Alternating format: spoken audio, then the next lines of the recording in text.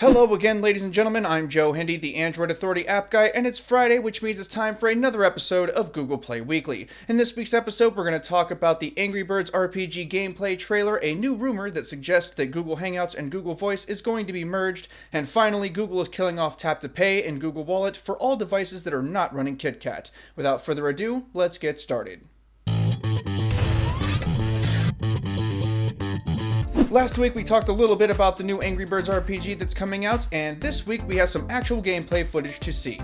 Alongside the teaser trailer, the game has had a soft launch in a few countries around the world on iOS, so we've got a glimpse of what the game is actually like. Early reports are that the in-app purchases include lives, which you lose when you lose a battle, and lucky coins, which start at $6.50 for a pack of 100 and range to $3,000 for $124.99. As usual, people are divided into those who are curious about the game and those who hate it already thank you to the in-app purchases. I'll be reserving my final judgment until after the game actually comes out. A not-so-new rumor has been circulating around the internet that states that Google is going to be killing off Google Voice and integrating it directly with Google Hangouts. This story really shouldn't surprise anyone because logic dictates that this is where Google was kinda headed anyway. Hangouts has already replaced Google Plus Messenger as well as Google Talk, and it already allows for SMS support. Really, the only thing missing at this point are the features you get from Google Voice, such as phone calls and voicemail service. The popular guess is that this will be announced officially at Google I/O this year and will likely roll out in the months after. Even if it makes all the sense in the world, and it does, we won't know anything for sure until Google officially announces it. Earlier this month, we celebrated the second birthday of the Google Play Store, and this week we're going to be celebrating the third birthday of the Amazon App Store.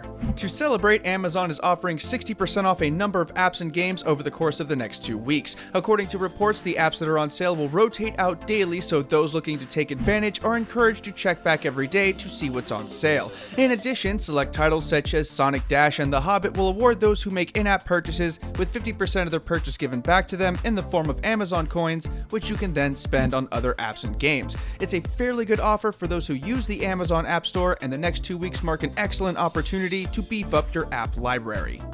Google released Google Play Services 4.3 this last week, and like most releases, it won't have too much of an impact on the end user just yet, but it does have a whole bunch of new features for developers. The new update includes a few brand new APIs for developers, including Google Analytics, Tag Manager, and a new API that will allow people to autofill their stored addresses. In addition, new functionality was added to invite friends to multiplayer games, and virtual gifting is now also available. Of course, it will take app devs a little while to implement these changes into their games, so for now there's nothing for the end user to be expecting, but keep an eye out down the road for these new changes. If you use Google Wallet's Tap to Pay feature and it's on a device that isn't running Android 4.4 KitKat, you're about to get really mad. Okay, so here's what's going on. Google announced the whole host card emulation thing that essentially negates the need for a secure element. Unfortunately, this feature was never backported, so the only devices that can use it are devices that run KitKat. Since the secure element is no longer needed in KitKat, Google has decided to no longer support it. This has made a lot of people quite angry because about 95% of people aren't running KitKat devices and will therefore lose the ability to use Tap to Pay. We've no doubt that this will iron itself out eventually, but we agree that Google may have pulled the trigger a little early with this one. So who wants to see some trending applications? As usual, if you want to check any of these applications out, you can find the links in the written companion, which is in the video description below. PocketCasts is among the most popular and highly rated podcast apps in the Google Play Store, and it's first up this week. They recently updated their application to version 4.5, which includes the all-important Chromecast support. Also included are a range of fixes and smaller features. It's one of the best out there, and it's worth all $4 that the developers are asking for it.